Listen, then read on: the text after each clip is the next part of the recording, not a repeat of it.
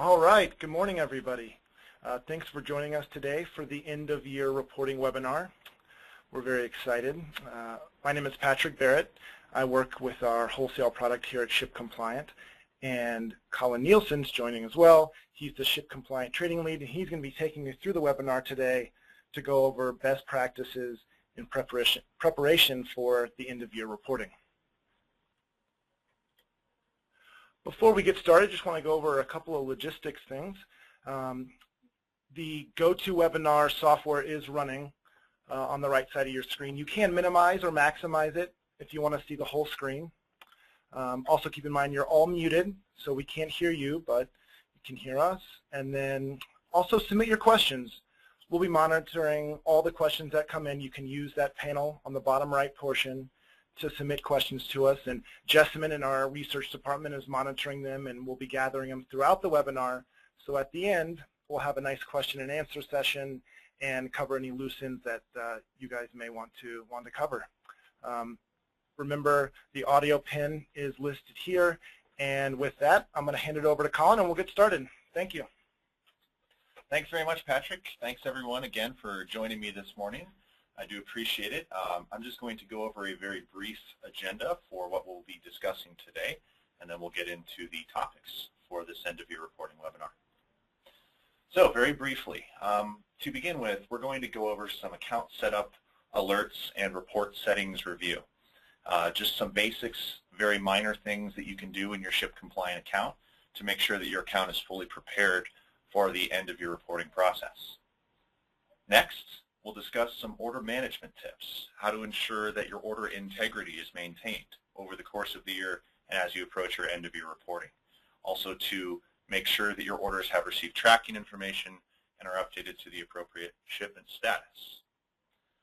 Then we'll discuss some reporting tips, typical report pitfalls, and some time savers that you can use to cut down on the amount of time that you spend doing your end of year reporting process.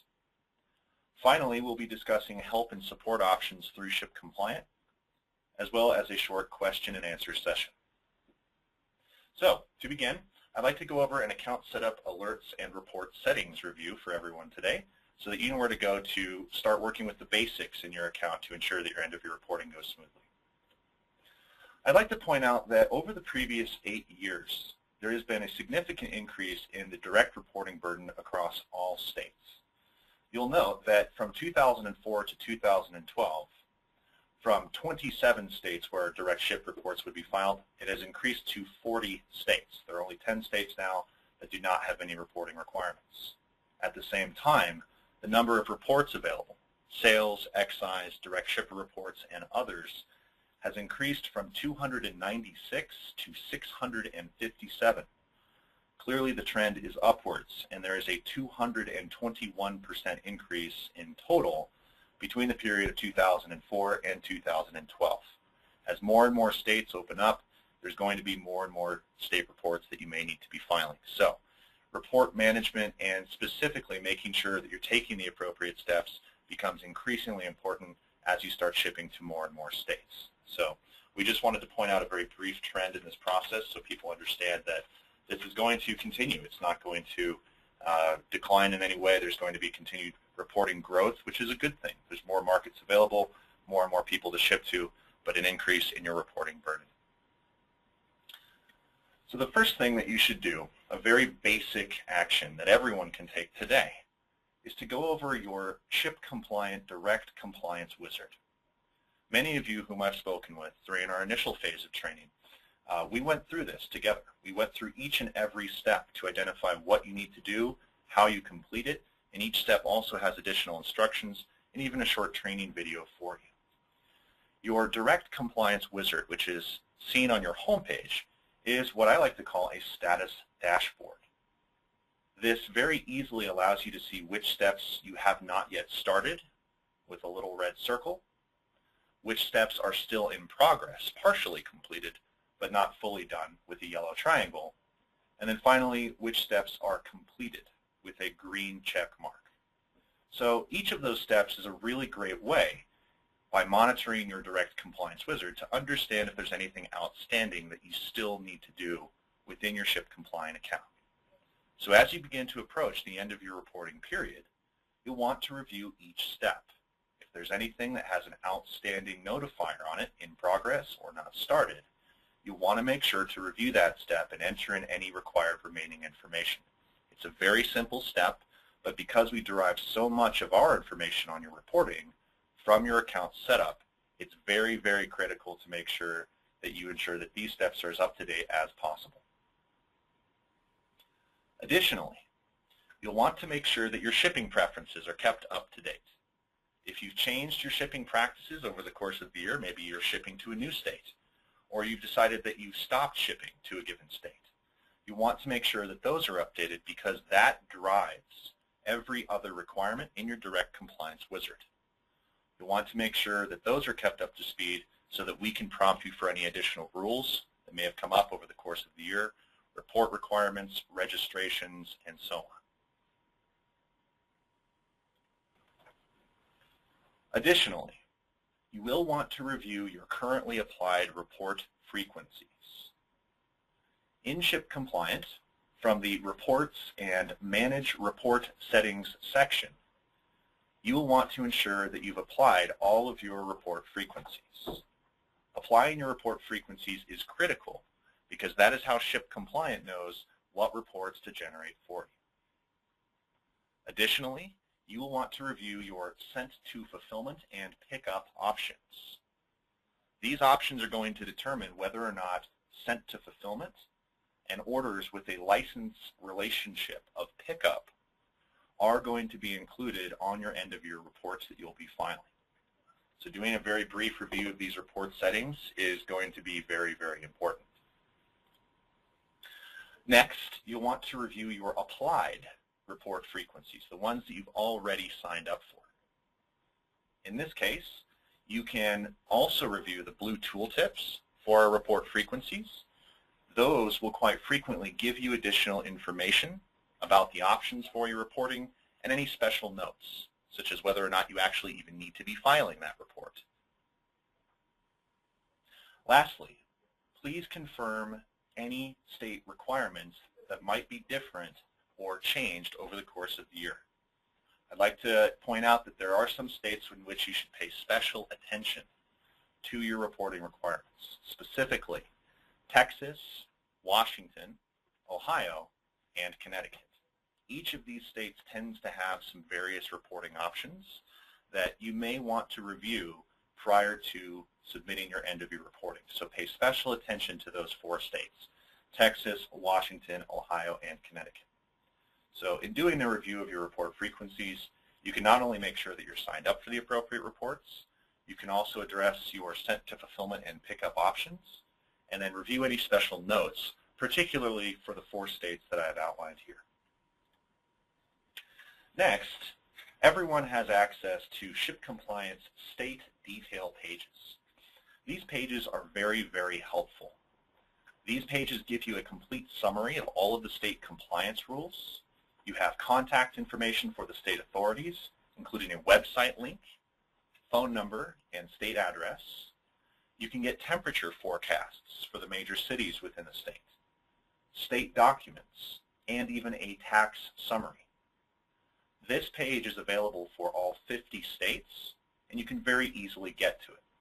I'd like to show you now how everyone can review all of their state detail pages and get additional details. So very briefly, I'm going to switch over to my ShipCompliant account. So if you want to review your state detail pages, for example, to get the contact information for a state authority that you want to ask a question of, for example, to review what reporting you might need based on your licensing, all you need to do is mouse over Compliance here in the upper left, and then click on the State Details sub-tab. When clicked, you're taken to the State Summary page that will now show you all of the compliance rules associated for the state. You have the contact information for the state authorities to the right, including a clickable website link, an address, and a phone number. The important point being is that these state summary pages are designed to be a sort of one-stop shop, pages where you can go to get quick information about all of the rules, contact information for the state authorities, documents for the state itself, and a variety of other information. So use that to your advantage.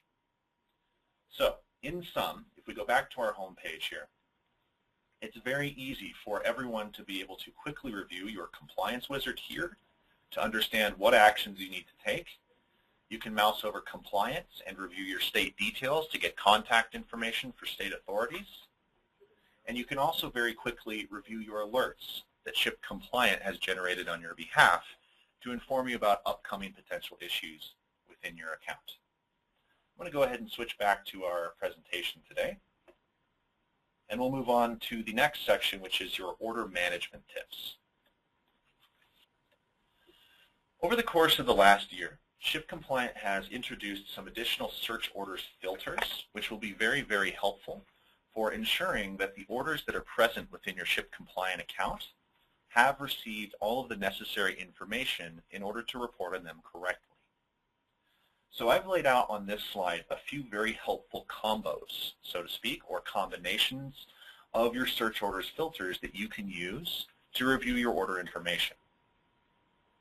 The first is the shipment status, quote, all unshipped. That would apply to any orders that, in our system, have a shipment status that we do not consider shipped. Specifically, that is payment accepted orders, as well as in-process orders. These orders are excluded from ship date-based reports. So in order for those shipments to show up on your ship date-based reports, they need to transition to a status of shipped or delivered, most usually with the addition of a tracking number. So, by using a shipment status of all unshipped and a given ship to state, you can very quickly see any orders in your ShipCompliant account that might not show up on your end of your reporting. You also have the option of including a ship date range and a tracking state of 0 tracking numbers. ShipCompliant leverages tracking information to not only update the shipment status of your orders, but also to make sure that the shipping date of your orders is accurate. This is very important so that we are able to place your orders on the appropriate period for your reporting. So if you do a ship date range search of maybe the last quarter of 2012 or even the entire year, and then search on 0 tracking numbers, you can very quickly see any shipments in your account that might be missing tracking information. Some states also require tracking information. We'll get into that a little bit later on in this presentation, but doing a search on whether or not your orders have tracking numbers is a great way to make sure that you are maintaining your tracking information for all of your orders in your account. Finally, you can review orders that have a status of all unshipped and a tracking state of 0 tracking numbers. Those are the shipments that I would be considered most at risk for failing to appear on a state report.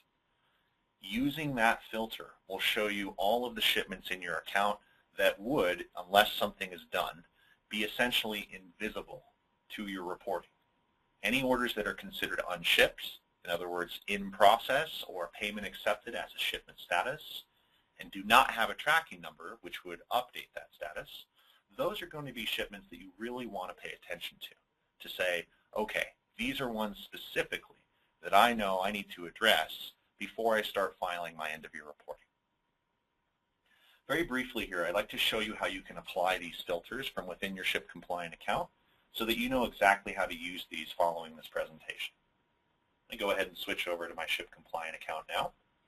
So, to access the Search Orders page, which is where these filters are applied from, I'm going to mouse over my Orders tab on the top here and click on the sub-tab that says Search Orders. From here, you'll notice that you have a number of different filter options.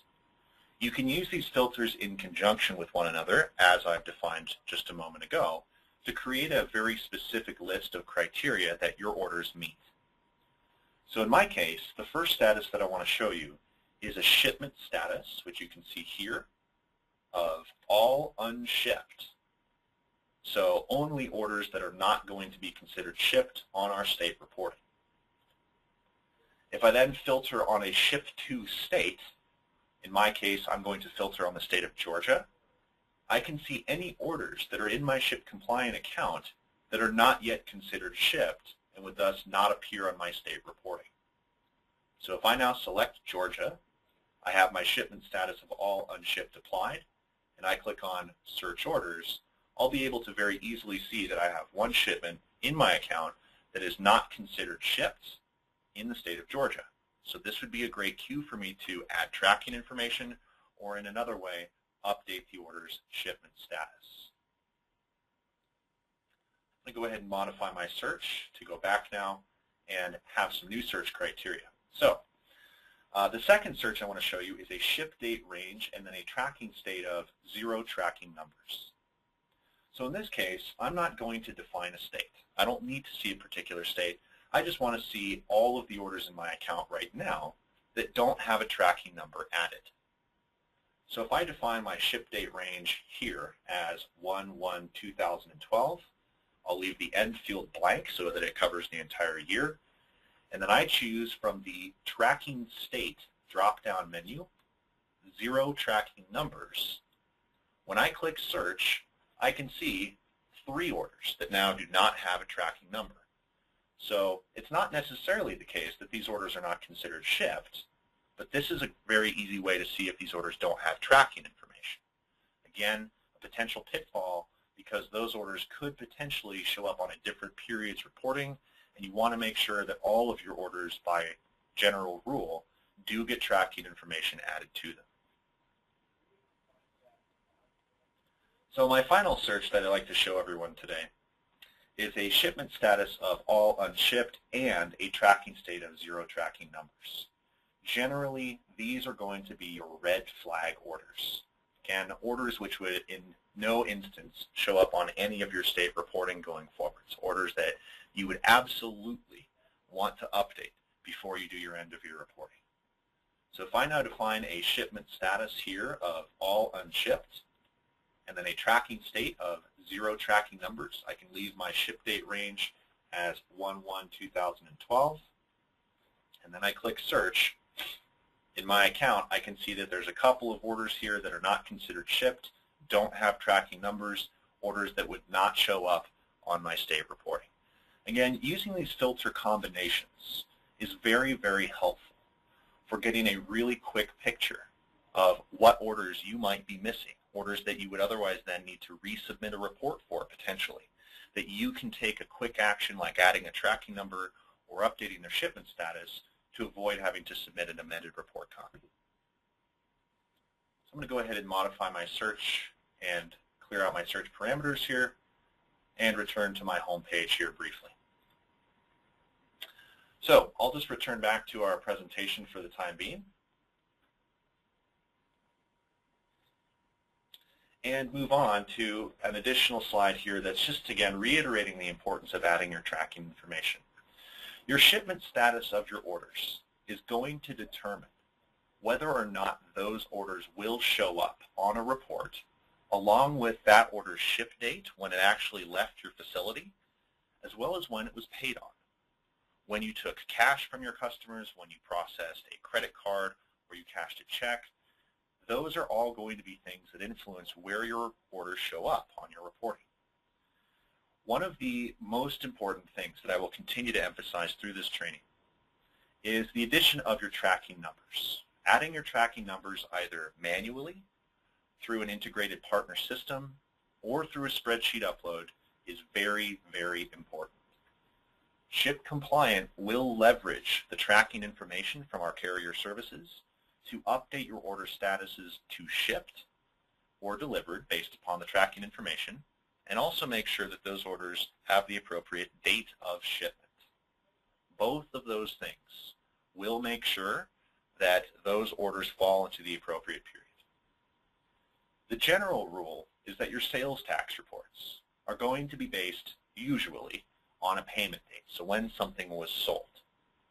Your excise tax reports are usually based on a shipping date. So understanding that your ship date and payment date are both critical pieces is a really important concept. If you are ever unsure of what your particular shipment status means, it's a really good idea to reference back to this information, this helpful graphic here that defines what each shipment status will cause your orders to show up on your reporting. So you can see here that you have some statuses that are not included on any reports. In process, for example, orders that are not considered paid on or shipped are not going to show up on any reports. Orders that are payment accepted, meaning that you've collected payment from your consumers, are usually going to show up on your sales tax reports that are based off of a payment date. Sent to fulfillment orders, orders which our system would be considered in the process of being shipped out either by your facility or by a third party, you can make that determination as to whether or not you want those orders to show up on your ship date based reporting. By default, they are going to show up on your ship date based reporting. However, we do understand that some people like to push their orders to fulfillment, but do not necessarily want those orders reported on until they're actually shipped and they've received a tracking number from the carrier service. So sent to fulfillment orders, whether or not they show up on your ship date based reporting, will be determined by you. You can review what your current status is under report settings. Finally, you have shipped and delivered. Each of those statuses will be given with the addition of a tracking number or through manually updating the order status, and those statuses will cause the orders to show up on reports based on both payment date and ship date, however the report is based. So knowing your shipment status, reviewing your information for your orders within your account is really a good idea. Just getting a quick understanding of what your current order status is will go a long way towards understanding whether or not those orders are even going to show up on your reporting.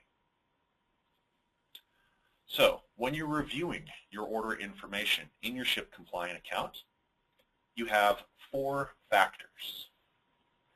You have a shipment status, which you can see I've identified here in box number 1, a purchase date, box number 2, a requested and actual ship date, we'll come back to that in just a moment, box number 3, and then a tracking number in column 4. So if you look at these 4 areas, when you're reviewing your order detail, you can very easily see what the status is, when it was sold, the requested and actual ship date, and whether or not it has yet received a tracking number. One important point about the requested ship date and the actual ship date. When you enter your orders into ShipCompliant, you will be telling us what the ship date is, or when you're passing us your orders, the ship date will be applied to that order by default. Most of the time, it's going to be defined by you. That is going to be the requested ship date, the date that you say that you believe the order will be shipped out the door. You also have an actual ship date field. That ship date field is going to be updated with the addition of a tracking number. The tracking number's ship date, when the order was actually picked up by the carrier service, will override whatever the requested ship date reflects. So it is possible for you to see a different actual ship date than what your requested ship date says. Be aware of that.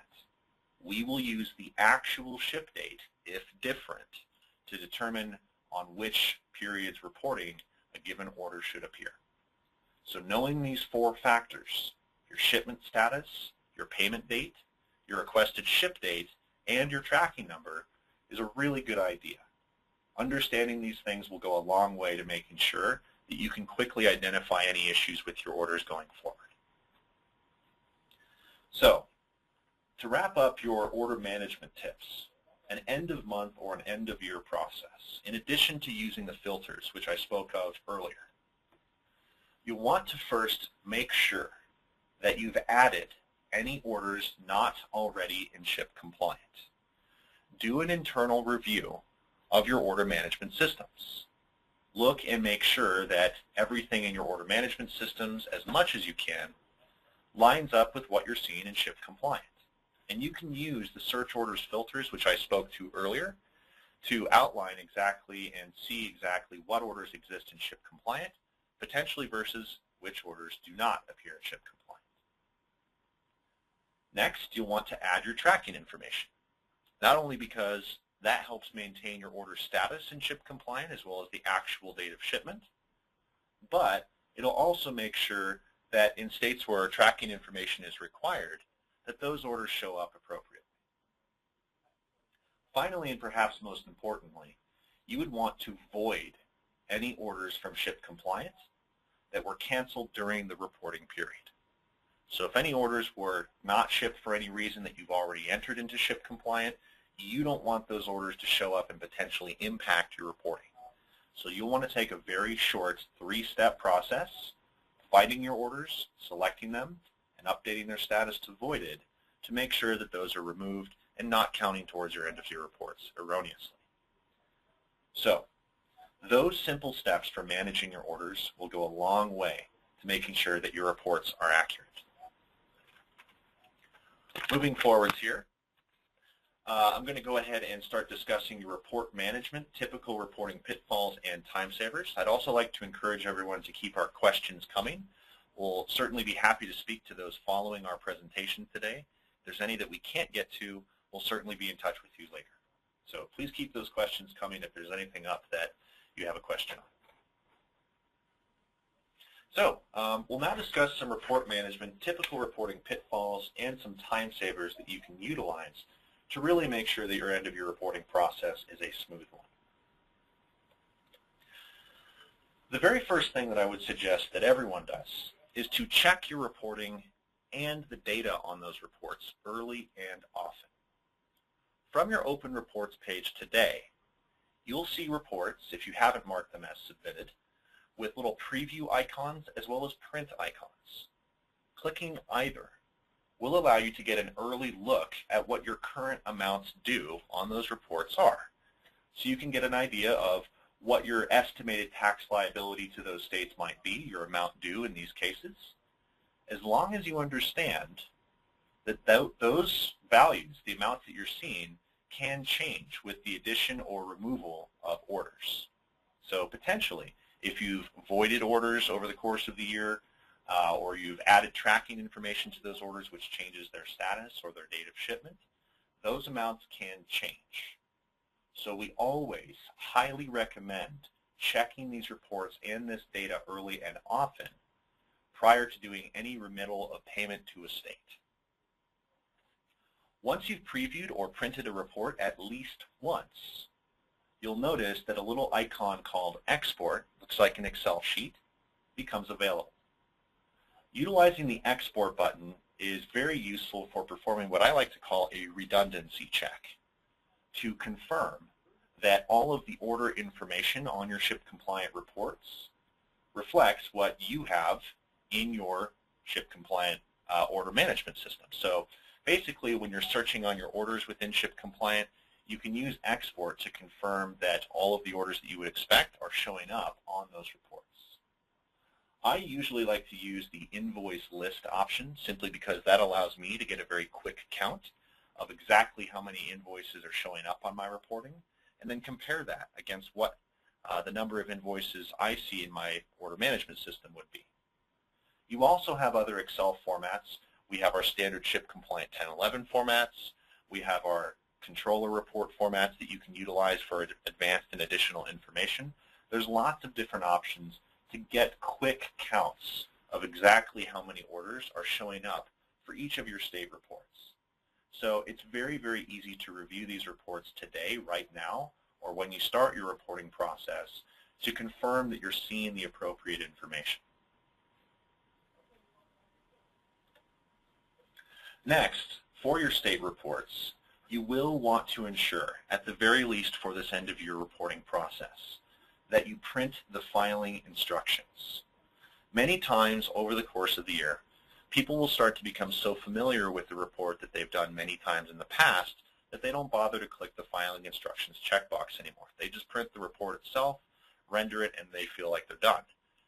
That's okay, but it's very important to understand that filing instructions can change over the course of the year.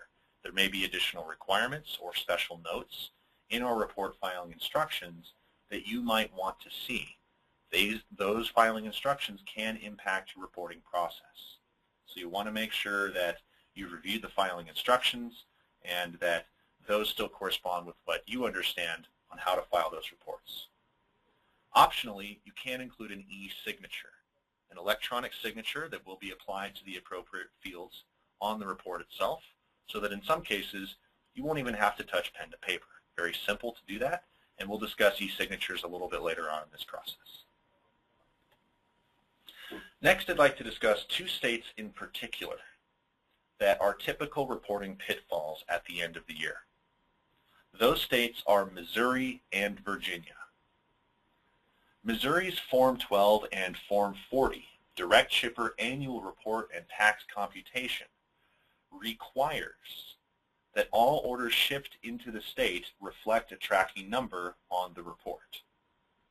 Now, in ShipCompliant, as long as you're adding that tracking information to your orders, we will populate it on the report for you, and you won't have to do anything else. This is where those search order filters for zero tracking numbers become really important. So you can understand if you specify a ship to state of Missouri and zero tracking numbers, if there's any orders that might be missing that tracking identification.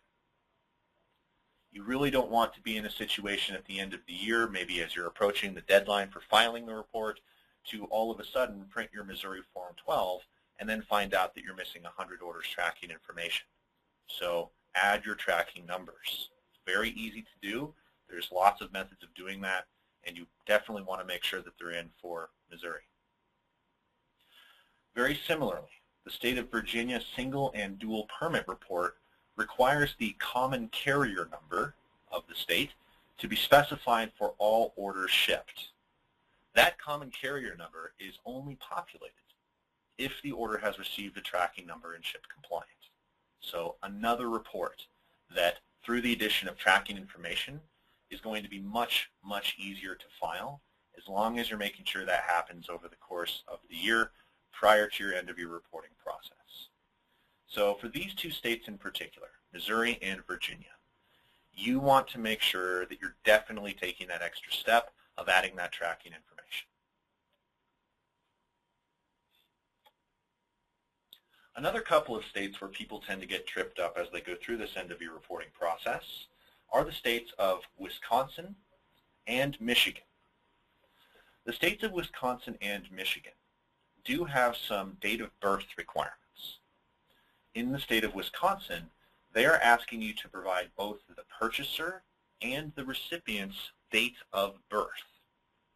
You can add this date of birth manually once your orders have been entered into ShipCompliant, but as a general rule, you will want to make sure that for consumers in these states, if you have not done so already, that you do record, at the very least, a date of birth for these consumers if possible. The state reports themselves are going to be looking for that information.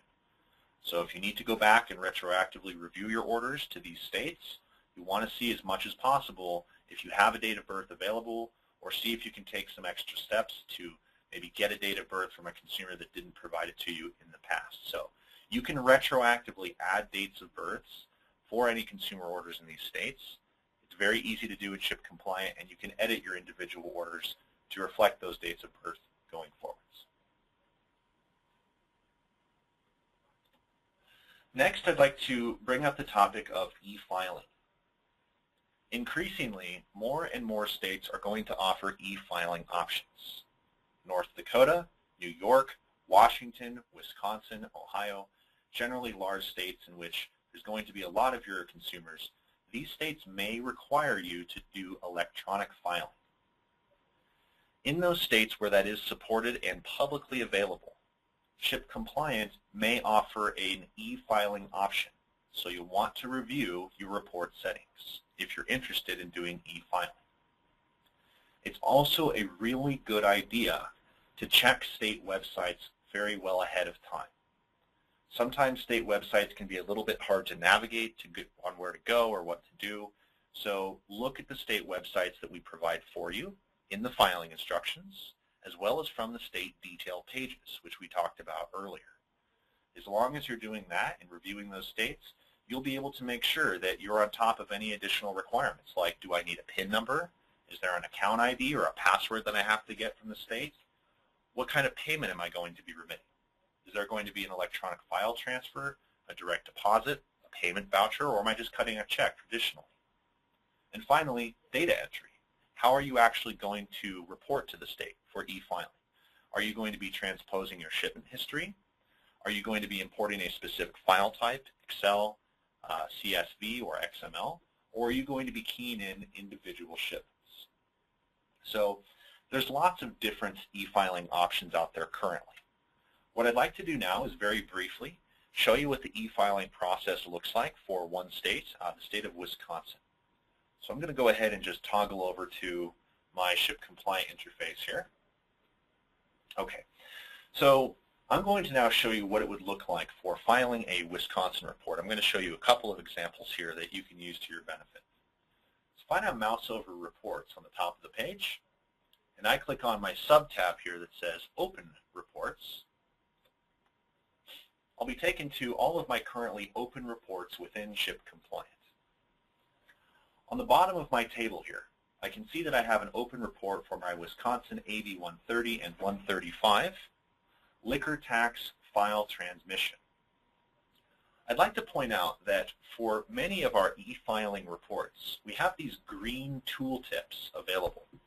You can see that it says, for more information, click the icon. And what I'd like to point out is that when you click that icon, you're taken to a special solution page that's going to outline exactly how to file these reports. So for complex filing, for e-filing in particular, we will help you understand exactly what you need to do to get those reports filed. So review these carefully. These will usually be a little bit more in depth than the standard paper forms that you submit, so make sure that you're reading through them. So in this case, for the state of Wisconsin, after following these filing instructions, they tell you to submit the XML file on the Wisconsin Department of Revenue website. So what I've done is I've opened this Wisconsin Department of Revenue website on a different page. By opening this page, we can see the file transmission page that you would normally use to submit this e-filing report to the state in question. So what I'd like to show you first is an example of what happens when you're submitting a file that doesn't necessarily work. So if I go ahead and just browse for a file here, I'm going to go ahead and select my Wisconsin report file option, and then I'm going to go ahead and hit transfer. Now, the state of Wisconsin's website will then return a result of errors. In other words, if there's anything wrong, like in this case, on my bad file transmission, I can see that my tax account number is not valid. So what that means is that in the file that ShipCompliant generated, a tax account number was not included, either because it's expired in your ShipCompliant account or it doesn't exist. So in order to fix this problem, to address this error, you would want to go back to your ShipCompliant account and make sure that your tax account number was up to date. So if I go to another transfer and I say, okay, well, I was just notified that my tax account number was not included, I can go back to my ShipCompliant page, go back to my home page, and I see, oh, look, my licenses step is showing as not yet completed. If I then click into licenses, I can see that my Wisconsin Wine Direct Shippers Permit is not yet completed. It's either expired or it hasn't yet been entered. So if I then know that maybe my license has been renewed, I can click on Manage My Licenses here, make sure that I've edited the renewal date. Maybe for next year, I'll just very briefly change that to 2013 and save that. So now I can see that my license is showing as approved here. I'll go back to my reports page, and on my file transfer page for the state of Wisconsin, I'm going to go ahead and say that this is a file test. I'm going to go ahead and browse now for my good Wisconsin information that's including my tax account number at this point. Go ahead and select that. And then when I hit transfer, go ahead and do yes. Let's see here. Okay, and then when I click on transfer, usually it will go through just fine. So there's normally no issues with filing that, but the Wisconsin Department of Revenue website will definitely allow you to very easily transfer over your information and also run some tests. There's very similar options on other state websites, Ohio, North Dakota, and various other pages. So you want to review them well ahead of time so that if you run into any issues, any error messages, anything like that, that it does go through successfully for you. So I'm going to go ahead and toggle back to my ShipCompliant account here, back to the presentation, in fact. So for your e-filing reporting options, familiarizing yourselves with the state websites and making sure that your file uploads work successfully if you run some tests is really a great idea. I'd now like to run through a few reporting time savers. The first report time saver that I'd like to define for everyone is a bulk print and bulk submit option. Bulk printing your reports allows you to keep all of your reports together. So in many cases, you're going to have 5 or 10 or 15 or 20 different open reports. In many cases, that means that you're going to have 5, 10, 15, 20 different PDFs that you would potentially be filing. In some cases, that can get a little confusing, a little hectic because you have so many different open PDFs. If you're not very good at organizing them, it can be a little hard to maintain. So if you select more than one report, as we can see here on the left with the checkbox, and then we print the selected report, that will compile them into a single large file. So that rather than having 10, 15, 20 different PDFs, you instead have one PDF that has every report that you would need to submit. You simply print that off and you have all of your reports ready to go. Alternatively, you can use more actions to mark those reports as submitted once you've submitted them to the state.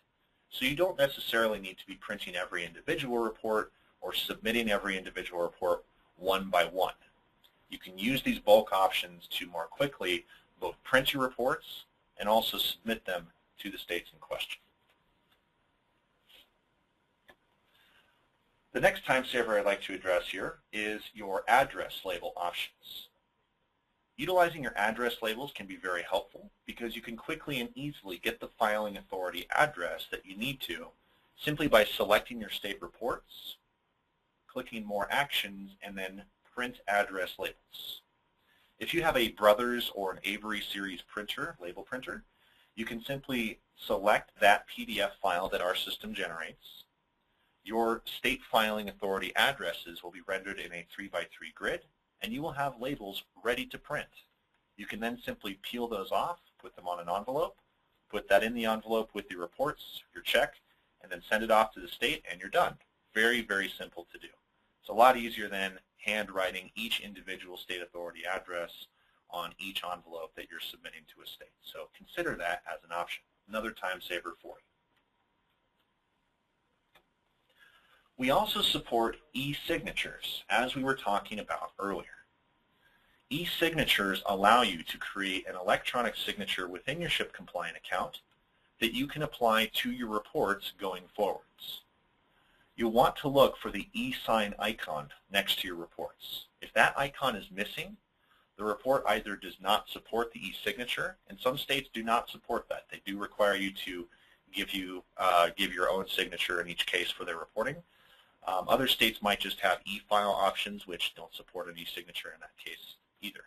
So if you have an e-signature icon next to the report, it does support it, and everyone can create an e-signature from My Settings. So you can include exactly which individual signature appears on the reports when you're submitting them to the states.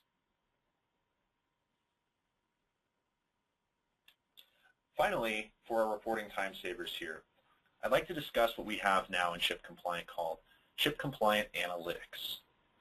ShipCompliant Analytics are very useful tools. They're advanced metrics options. They help you get an understanding of a variety of different things within your ShipCompliant account, like a license summary under our Compliance Analysis Analytics. That license summary analytics report will give you a status of your licensing. It'll give you some upcoming expiry dates, as well as any licenses which are currently expired. So very, very easy to see if there's any licensing that you'll need to basically modify or maintain or update going forwards. You can see a non-compliant order analysis. If you received a non-compliant order check for any of your orders within your ShipCompliant account, this will show you all of the non-compliant orders that have been entered. You can see when they were entered and what the result of the compliance check was. You have incomplete labels and products. Any labels that do not have a product associated to them, or any products that do not have a label linked with them. You have a submitted reports audit, where you can review all reports submitted in the past few months. And then finally, you have, under our fulfillment analytics, an unshipped order analysis. You can see any orders that are considered unshipped in the last 30-day period.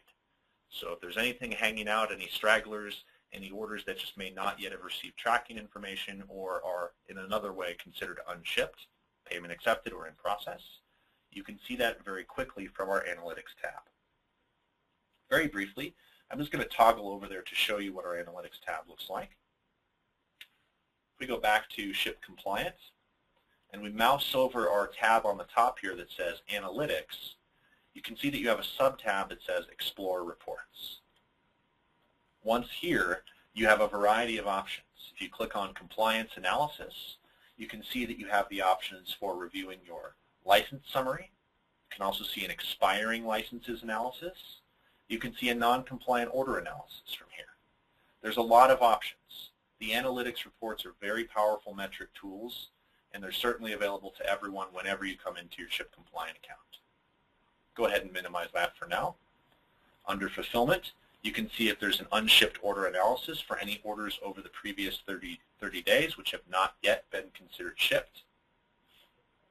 And then finally, under Sales and Marketing Analysis, you can also get some more metric information just about the way your business has been doing. For example, the cases sold per state versus baseline. You can see your top direct customers, the people who have been buying the most wine from you, ship date versus purchase date orders, and even your top selling products.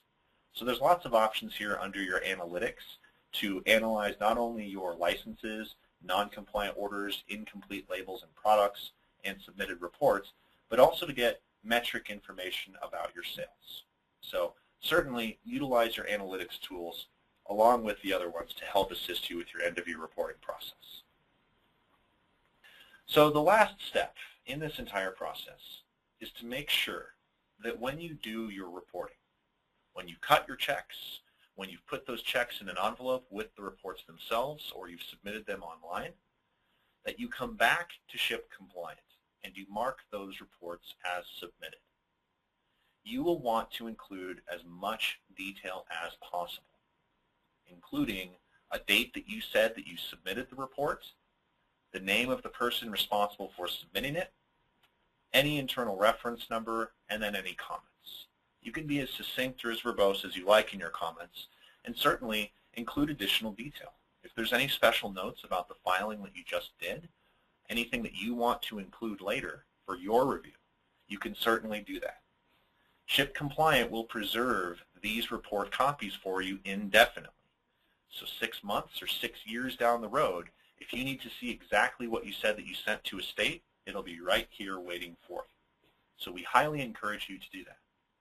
Additionally, if there's any changes to a report after it's been filed, ShipCompliant will be right there to help you out with that as well.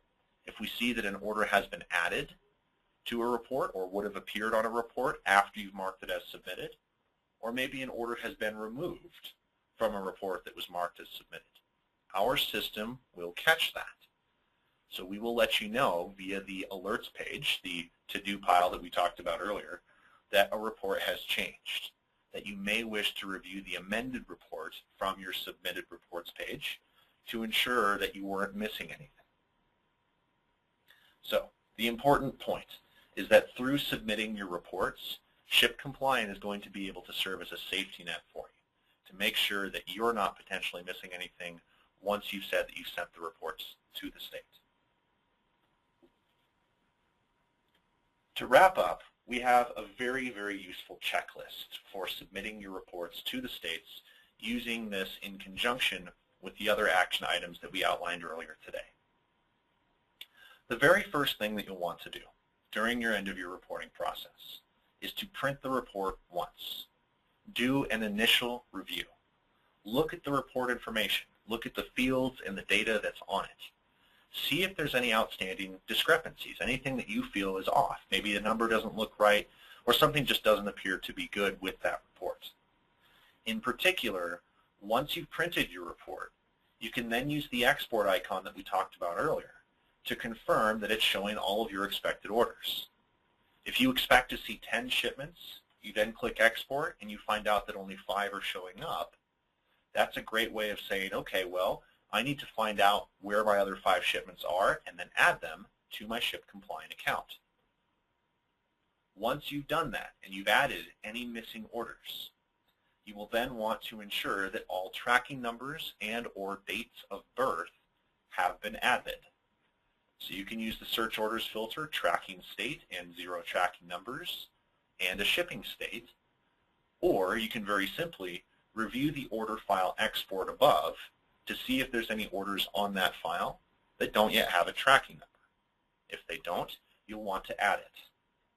Adding a tracking number is very simple. I'm going to go ahead and just demonstrate the addition of that tracking number now to one of my shipments just to show you how that would look. If I go back to ShipCompliant, I mouse over my orders here and then click on Search Orders. Okay, so we can see that we have our search orders filter list. I'm going to go ahead and filter on any orders with 0 tracking numbers right now, and then click on Search Orders here. And we can see here that we have a number of shipments that do not yet have tracking information. If I expand it, I can see, using my 4 factors here, shipment status, purchase date, requested an actual ship date, and my tracking numbers, that all of these orders do not yet have a tracking number associated. To add a tracking number, it's very simple.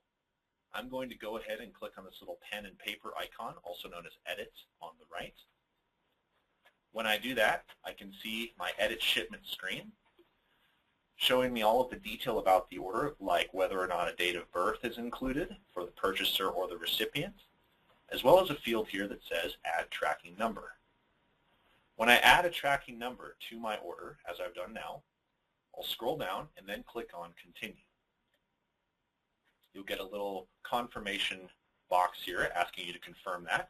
I'll click on Yes, click on Done, and now a moment later I can see that the order is no longer showing up, and the reason why is because it now has a tracking number. So you can very easily narrow down the list of what orders need tracking within your ShipCompliant account. If I now go back to my order search here, and I do a new search on my orders to include any tracking state, so regardless of whether or not it has a tracking number, click on Search. If I expand my invoice now, I can see that I have a tracking number, one of my 4 factors, now being included.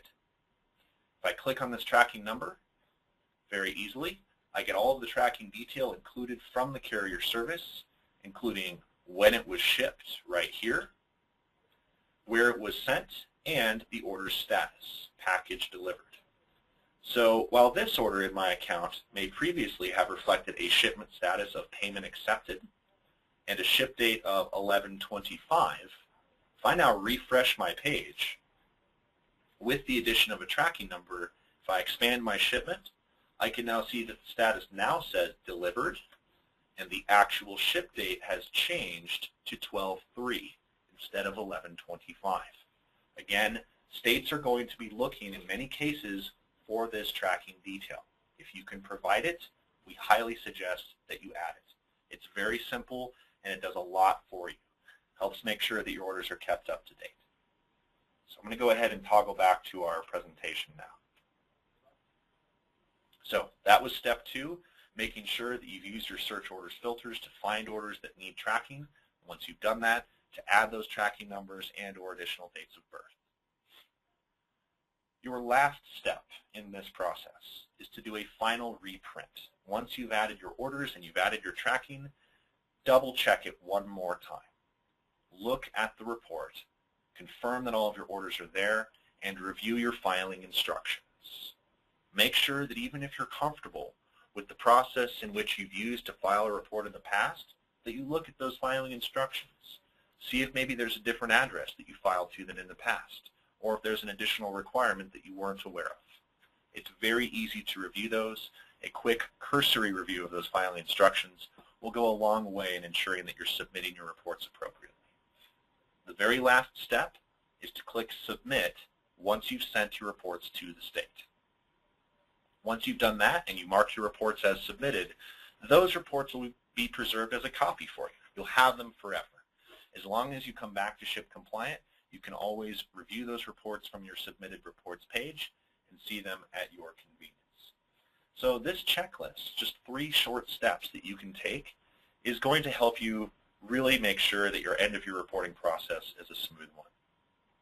Now, certainly, if there are any issues, I'd like to talk about your help and support options within ShipCompliant. First, ShipCompliant has recently introduced live chat support. We will, at times, have live chat representatives available to speak with you about any outstanding questions.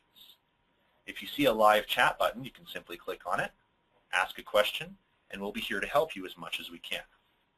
In cases where live chat is not available, you can click on the I Need Love button to create a support request. That goes straight to our support team. We get all of those messages, and we're very, very happy to respond to them quickly as soon as we are able. So certainly use those live chat support options to ask us questions if there's any concerns or any issues. I'd also like to discuss our help page within ShipCompliant. This is accessible in the upper right from the help tab. Help link, you'll see that. We have a searchable knowledge base, which has a number of frequently asked questions and their solutions. We have a release history and monthly updates letting you know what has changed about ShipCompliant and when those changes took place. We have training videos going over various aspects of the setup and use of your ShipCompliant account, guides and manuals, which walk you through how to enter orders, view and print reports, and a variety of other things. And then perhaps most importantly, contact us. We pride ourselves on our customer service through ShipCompliant. Our customer service is really an emphasis for us because we want to make sure that everyone's happy and they understand that they have a great team backing them up. So we highly encourage everyone. If you're having a problem, an issue, you don't understand how something works, let us know what we can do. Your other contact options for ShipCompliant on the web are simply www.shipcompliant.com. Our email address directly is support@shipcompliant.com. Our telephone number is 303-996-2356, and the fax number is also listed below. There's lots of avenues of getting a hold of us if you need any help. So, that's basically it for our end of your reporting webinar, everyone. I just wanted to say thank you to all of our attendees today. I'd like to say that it's been a pleasure speaking with everyone, and I hope that this has been very valuable for everyone. We will be posting the materials in the next coming days as we approach the end of your reporting period. So I'd like to say to everyone, thank you. And I hope you have a very happy end of the year. And please remember, don't forget to let us know if you need help. So we're going to have a brief, about 15 minutes of question and answer sessions now. So if you have any other outstanding questions that have come up as a part of this end of your reporting webinar, please feel free to submit those. And if we are unable to answer your question for any reason, we will be certain to follow up with you very shortly. And remember, you can get started on this end of your reporting process today. You can start entering your orders, you can start reviewing your data, you can start printing off those reports, taking a look at them. It's all right there in front of you. So certainly go ahead and get started, and we'll be answering questions here shortly. Thank you. Hey everyone, so one question that has come up a few times is about access to the presentation that Colin just had. So we will be posting it on our public website. We'll also have it on our help menu, which Colin showed you where that's available within ShipCompliant. And if you want to even email support@ShipCompliant, we can certainly guide you in the right direction. The slides will also be available with a video recording of the event. A lot of good questions. We'll be right back with some answers for you. Okay, one great question that we just got was, what if I don't know my report frequencies? In ShipCompliant, you'll notice that on your report settings page, there's a little asterisk next to some of your reports That's what's called ShipCompliant's suggested or recommended frequency that you can look at. Basically, you can use that if you're not sure. But ultimately, the state is going to be the final arbiter of what reports you need to actually be filing. So if you're not sure, it's not clear on your licensing for the state what report you need, and you feel like you might need to submit a different frequency on that report, check with the state. Go to the state details page within ShipCompliant and just make sure that you contacted the state to ask them a question. What report do I need to be filing? Because they're going to be able to give you the final answer on that. Hey everyone, so one question we had is asking about handwriting information on the report before they submit to the state. Certainly possible, but not recommended, just because the act of entering the data in ShipCompliant, capturing it on a report, and then taking that snapshot of what was actually sent to the state is very valuable. It gives an audit trail to you and your team for any future questions. So you really want to have the data, date of birth, tracking numbers, ship dates, all that really should be in ShipCompliant and then referenced on the report that's marked as submitted in ShipCompliant. Okay, we got another great question about working with a compliance company and them asking you about uncommitted shipments before they do the monthly reporting for you. That actually can refer to a couple of different things. Uncommitted shipments might refer to shipments that you've placed for your customers that you have not entered into ShipCompliant. So if you placed an order number 12345 to a purchaser, and you then look in your ShipCompliant account and 12345 doesn't exist, then that would be considered an uncommitted shipment, one that doesn't exist in ShipCompliant that your compliance company might expect to report on. Alternatively, uncommitted shipments might also refer to shipments that are not considered shipped. So remember, shipped or shipments that are not considered shipped are orders with the status of payment accepted or in process. Those are shipments that would not show up on your reporting. So if you're not sure about what is meant exactly by uncommitted shipments, you might just reach out to the compliance agency that you're working with and say, do you mean only those orders that are not yet in ShipCompliant, or do you mean unshipped orders, payment accepted and in process? In any case, you'll just want to make sure that all of your orders are in. Once they've reached the appropriate status, then you can tell your compliance company that your orders have been all committed and they're ready to do the reporting. All right, a couple questions about the editing an order and the data that's on an order or on a report as far as compliance is concerned. So the question is, will a non-compliant order automatically be compliant if you change a license number or a volume of an order? And the answer is no. You have to recheck compliance for those orders. Similar question is, can you edit the actual ship date of an order? And that is also going to impact compliance. So in the edit screen, which Colin showed, you can edit the ship date as long as the shipment status is not marked as shipped. Then you can enter in that ship date. Again, those dates, the licenses, they all really impact the compliance of the order, and so you certainly should recheck the compliance there. All right, we had a great question come in just now where it was asked whether or not someone who is just recently with ShipCompliant should enter past data for the end of year or just file like you have been. I would very much recommend that if it is possible to get that data into ShipCompliant, either by manually entering your orders, doing a spreadsheet upload, or using your integration with a partner system, to get those orders into ShipCompliant. Because in that way, you're going to be able to use ShipCompliant's end of your reporting correctly. If it's an annual report that you're filing, but you only have partial orders in, then it's not going to be truly completed. It's only going to have a partial reflection of what was shipped to this point. So I would recommend that if it is possible for you to get that data, put it into ShipCompliant. Make sure that you've added your tracking information, and then you'll definitely be able to get value out of our end of your reports. All right, so we got a question about the state of Missouri, where a question was asked, what happens if you don't have tracking numbers for one or two shipments to the state of Missouri, but you have all of the other information? To be safe, generally, you should add all tracking numbers, not including a tracking number since it is a requirement on the reporting form itself.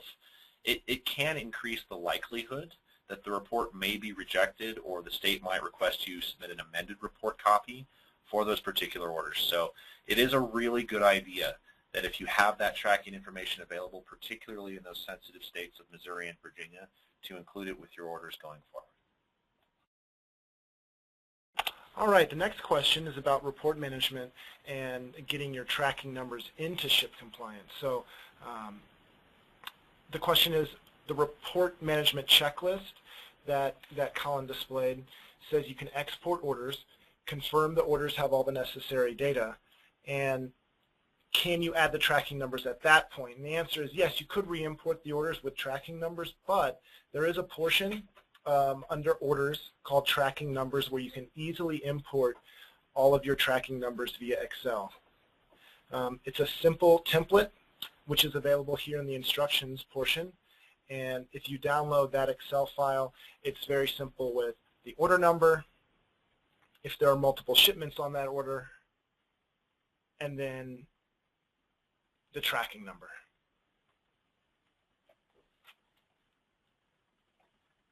And here's an example right here. It's just 3 columns, very simple to get those numbers into ShipCompliant, and then that will update the status and the dates on those orders. Okay, we had a good question about the filing requirements and the filing instructions, and if there's been a change, if there's going to be something that has changed. Generally, what we're going to do is if there are any big changes in the filing instructions, maybe a change in the filing address, for example, or the way in which you'll actually be filling out or completing the report, we will announce that on multiple outlets, usually through our alerts, ShipCompliant blog, which will basically explain to you the upcoming changes and various other events that we're aware of. So we'll do our best, if there's anything that changes about the way you would submit or file a report to a state, to inform you. All right, a couple of good questions that relate to wholesale distribution. The first question is, how does ShipCompliant categorize and report on shipments of samples? You know, an example would be something sent to a distributor where there is no charge. ShipCompliant does not handle samples, so those will need to be handled outside of ShipCompliant. The other question is about year-end reporting for wholesale distribution, and you know, typically for those wholesale reports there is no cumulative year-end report that's sent to the states. It's just your monthly report for December is what you'll send. So if you remove states, it's just you're not going to send that report anymore if you're not licensed there anymore. But those are great questions. We got another question about whether or not the webinar will be available, so you can have copies of all of these tips. The answer is yes. We will make the webinar material available and post it within the coming days, so please don't worry if you feel like you didn't get everything or we moved through screens. We will definitely make these webinar slides and other material available within the next few days.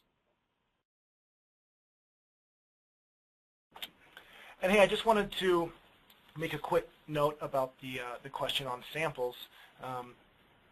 Those orders, if they are in ShipCompliant, which are $0 amounts, but there is a quantity and a volume saved in ShipCompliant, they will appear on your reports for excise tax reporting. So from a conservative approach, if volume is going into the state, if they are in ShipCompliant, they will indeed show up on your excise tax report. So just wanted to clarify that question.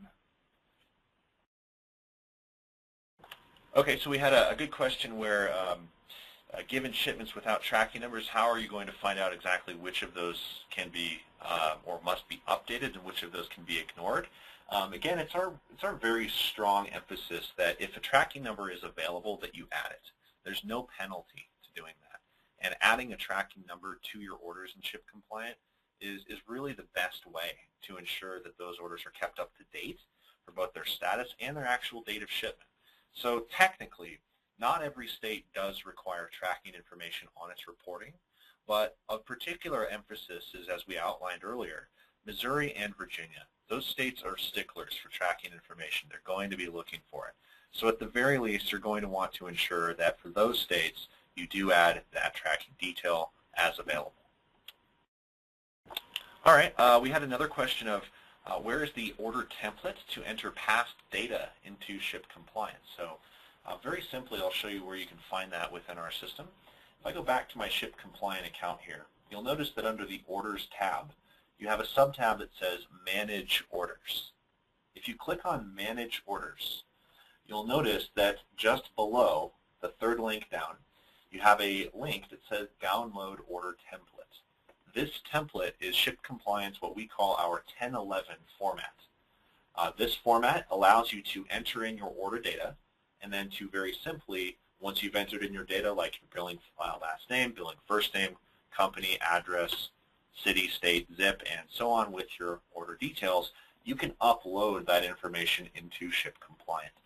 If you're having trouble with that, we can certainly assist you, but that's a very simple way of plugging in your order details, and then you can upload any past data into your ShipCompliant account.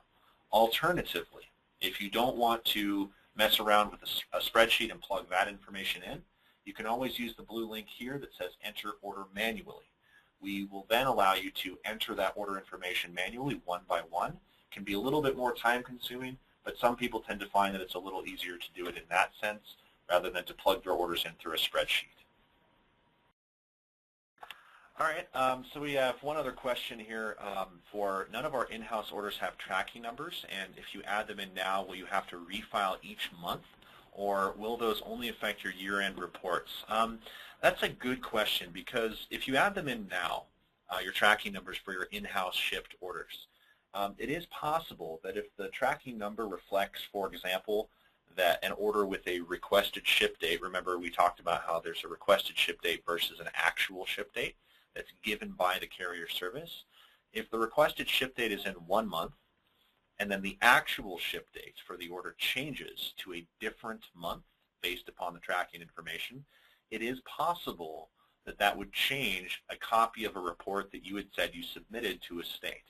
So that may, not definitely, but that may require you to refile reports where those orders would have changed the reporting, potentially. But if you add all of your tracking numbers for those in-house orders now, today, then you can make sure that nothing is going to change for your year-end reporting.